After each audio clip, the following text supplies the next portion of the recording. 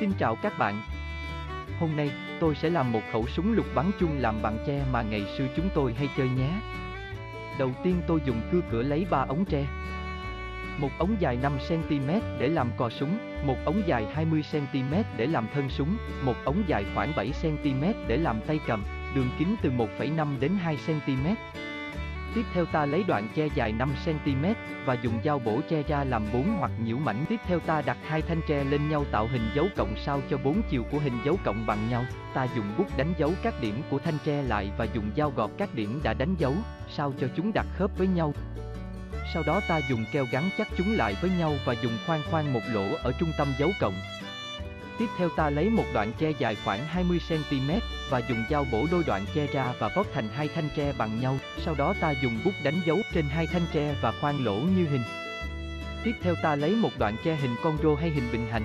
Ta đặt hình con rô này vào giữa hai đầu của hai thanh tre và dùng dây chung buộc lại với nhau. Sau đó ta dùng một đoạn dây thép dài khoảng 1 đến 1,5cm gài vào lỗ trên thân súng và dùng một đoạn tay tre đặt vào trước để cò súng không bị lệch.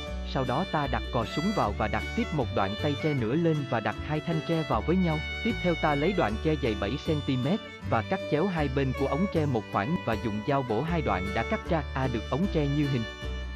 Sau đó ta đặt vào thân súng và dùng dây trung buộc chúng lại với nhau. Tiếp theo ta cắt một đoạn tre và dài lên trên thân súng để giữ cò súng lại để không bị cướp cò.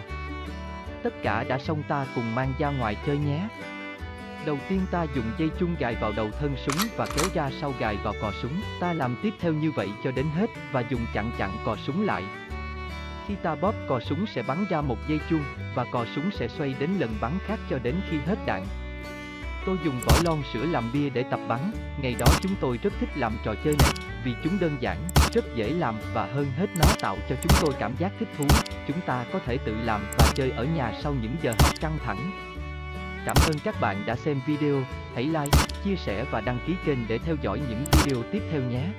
Hẹn gặp lại các bạn trong những video tiếp theo của Thầy Giáo Mèo HG.